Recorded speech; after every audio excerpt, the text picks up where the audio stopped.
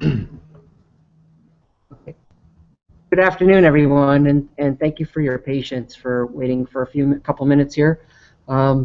Still working out the details of technology, but we finally figured it out. This afternoon, I'm happy to be here at Hudson Valley Distillery, and one of the principals here, Chris Moyer, is here with us this afternoon to talk a little bit about how the distillery got started. And they are in their first year of being open for business. So this is a unique opportunity for us to have what have been some of the issues and the tactics and models that he has used this year to get the business up and going, and sounds like it's being successful. So Chris, welcome. Glad to have you here. Thank you. Thank you. Can you tell us a little bit about why did you pick a distillery as opposed to something else? Sure. I started this with a friend of mine I'd known for 25 years, and his family and my family. And we used to sit around campfires as our kids were young, and we talked about what are we going to do when we grow up. And we talked about everything. We wanted to do something with our hands, something sort of outdoors. And we talked about golf courses. We talked about raising bison. Sometimes someone said, well, why not a distillery? We started looking into the industry, and it turns out that the industry was really exploding. And it appealed to us. It had all the aspects of what we wanted to do. There's an agricultural aspect, of course, so we're getting our hands dirty. And all that fit, the business fit, and so we decided to do it. Well, and I know I've asked you this before, but why Columbia County or why the Hudson Valley? Yeah, well, we literally looked all over the country. And when we looked at the big states for distilleries, they were actually much more evolved than New York. The other thing that we looked at, we knew that we wanted the local aspect of this to be a big part of the business, and we dropped a pin on the Hudson Valley and drew a circle 100 miles around that. It turned out that the population density was it would be about the 6th largest state in the country, if you would call that a state. Sure, absolutely. But at the same time, it offered us everything we were looking for, not only from the business perspective, but from a personal perspective. It's very rural here. We've got great schools. It's a beautiful place to be. I love to ski, so there's skiing close and there's outdoor opportunities close. And so it was just from both a business and a personal and a lifestyle perspective, it fit us perfectly. We were willing to move anywhere, but it turns out we didn't need to. We moved from Virginia, my wife and I. Okay, right. But Tom and Jen, our partners, they were actually just 40 minutes south of here, so it really worked out well. How did you decide what spirits you wanted to start with? I mean, the spirit world is really big, so how did you decide on the ones that you chose? Well, again, we wanted to get into this kind of local aspect, and of course Hudson Valley has apples, probably best known for apples. Another part of that was that it's actually a little bit easier to make apple spirits than it is to make grain spirits. There's less equipment required. For instance, what we do, and I got some of my spirits here you can take a look at, we make a vodka. This is made from apples. And then a drink that sort of fell out of favor but is really coming back, and this is Applejack. All of this is made from apples, and all we do is we take fresh pressed apple cider and we ferment that into hard cider, and then we distill it. So by using apples, not only do we have something unique, which we have to have in this business, we use something local, which are apples that are grown right down the road, but we skip a step in the production process. When you're doing grain or even something like potatoes or other source materials, you have to cook before you can get the starches converted to sugar and then converted into alcohol. We skip that step with apples. So it really just fit with starting a business and being local and using local products and using agricultural products that we could get.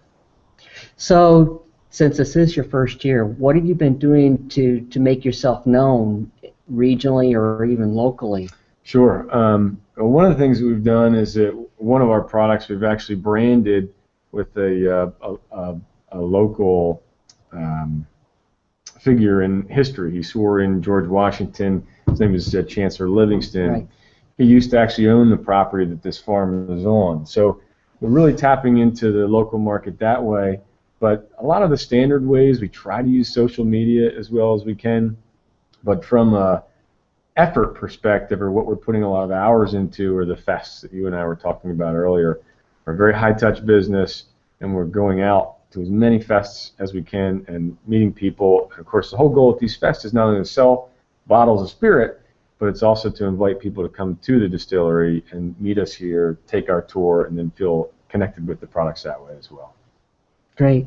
So, since you are small, you know what, and getting started, and I've heard you, and while we were chatting before, that things look pretty positive and bright for this year, year one, which is not always the case with a lot of beginning businesses. Right. What do you attribute to the fact that your business seems to be off, and hopefully off on a good start? We from the very beginning, the test that we had for the size of the business was that we didn't want to be wake up in the middle of the night figuring out how to make the next loan payment. And so we're definitely on a high margin, low volume business. We're very small as far as distilleries go, but we knew from the beginning that the way to be profitable in this was to bring people here, sell at fests, and not try to distribute across the state of New York, not try to be, even outside of New York. It was very much start small, but then be able to position the products in such a way that we were able to get a high margin and make our payments that way. The other thing that we did is we did bring on investors. We've got some benefits in this industry in that it's a new industry and it's exciting to people. Right. Yeah. I never could have brought as many investors as I brought on if I wanted to start a gas station. Right? I mean, it's just not exciting. Yeah. But this is exciting and new, and so there was some of that factor that helped us bring investors on as well. So what are some of the plans for in the future for Hudson Valley Distillery? Yeah, we've got some great plans. We're on a 12-acre farm. As you walked the orchard with me, of course, we're not going to get a harvest this year. We're working very hard to bring that back, but we're also working very hard to make this more of a destination. Some of the laws in New York just changed, and it's going to allow us to kind of operate like a bar for the things that we produce. Mm-hmm. And so as you can see out the window there, so you can't see it, but we're renovating what used to be a garage, a 20 by 24 foot garage. We're making a cafe. So people can come, they can sample local charcuterie, local cheeses, and instead of just doing a sample and selling a bottle, we'll be able to sell cocktails. And of course, the beauty of cocktails is that it's a significantly higher margin than if I sell you a bottle. Sure. But it also allows people, after they do a tour or a tasting, to sit around for 30 or 45 minutes, and I have much more time to connect with them, much more time for them to feel connected with us, and of course, this is a business, it's much more time for them to spend money as well. Right, right. So we do have a question. Are local folks able to provide enough for you at this point, and are they involved in other ways with your business? Yeah, we've had more than we thought, tremendous support from the local community. However, we really do need to draw from outside of just the local community, and we are lucky in that the road position that we have a lot of traffic going up and down this road from New York City to the Berkshires to Hudson, and so we do draw a lot of people from outside of this local area just passing through. What we need to get better at is having people come up from New York City or Albany or somewhere else and say, I came here just for you. What we do get a lot of, believe it or not, is I was driving by and I was just looking in Google about things to do. Yeah. It's amazing how many people tell us that. We're also very lucky in that we do have an established winery across the street, right. And so we can kind of play off each other. If they get people first, they send them here. If we get people first, then we try to send them there. But to answer your question, I got to tell you, we've got more local support than we thought. But it does take people from outside of this area to make this successful. Right, right. And you aren't running into any issues as far as local supplies of raw ingredients? No, we're very lucky in that our apple supplier, we had a great harvest last year. And I have been around the area. I've been asking some apple farmers, and the harvest in some spots is not great this year. But he tells me he's in good shape and we shouldn't have any trouble in that respect in the near term. The other thing that we are doing is recognizing that being solely based on apple is a bit of a risk. And we are branching out and diversifying our source ingredients into grains as well. Good, good, good. Another question, are there other local businesses help create the destination concept, and if so, how? That's probably something that we need to get a little more mature on. I will say that the beer, cider, wine, and distillery business here is booming. And so I mentioned the winery across the street. There's another new winery that just opened about 5 miles away. There's a brewery opening a couple miles away. That's right. And so in terms of other local businesses driving people here, that's certainly helping. I have talked to local businesses about how to work together. I do know that we've had a bunch of referrals from a campground right across the street, right? We're getting better that way, but to be honest with you, branching outside of the beverage industry to co-brand is something that we need to get more mature on. As an example, we are working with a local cafe that makes chocolate, and so he's taken some of our Applejack and he's making a chocolate with that. I've talked to a local cheesemaker about integrating some of our product into their cheeses and co-branding that. We've also we're in the beginnings of talking to a maple syrup provider. What we want to do is take the maple syrup, put it into barrels that we've aged Applejack in, and then take the maple syrup out and sell that as Applejack flavored maple syrup, but then also taking those barrels, putting Applejack back into it and having a maple syrup. So fantastic question. It's something that we haven't gotten to maturity yet, but we're working very much on it. Right. I would just add that we do have a beverage trail, the Hudson Valley Berkshire Beverage Trail as well, that many do partake in, similar to a winery trail. If you're familiar with that, it's modeled along the same way as that.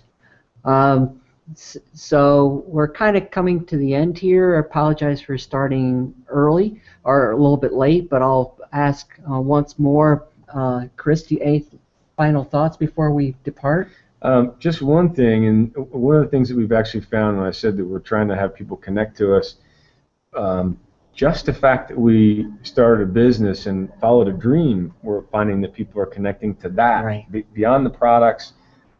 Just how we did it, kind of bootstrapping. We renovated this whole barn ourselves, and you'd just be amazed at how many people feel connected and are patronizing us because of that. We're following the American dream. So that's something to consider, is not only the products, but how you run your business appeals to people. Right. So I guess that's a good place to leave it, is that, look to see how you might be able to make a connection to your potential audience. Certainly, Chris and done that. They are this is a second career for them, and so they certainly can identify with those of a similar age as to possibly having a disposable income and looking for other things, and I obviously are making a connection with them. So our next Friday 15 will be November 7th at 12:15 p.m. Eastern Time. You can also follow up and view this afterwards on YouTube as well. It will be posted there. Also, feel free to subscribe to our community, The Power of Business, and look at other resources that we might have. This is an e-extension community of practice, and we've been very happy to be here today to provide you this Friday 15. Thank you very much for attending, and wish you all a good day. Thank you.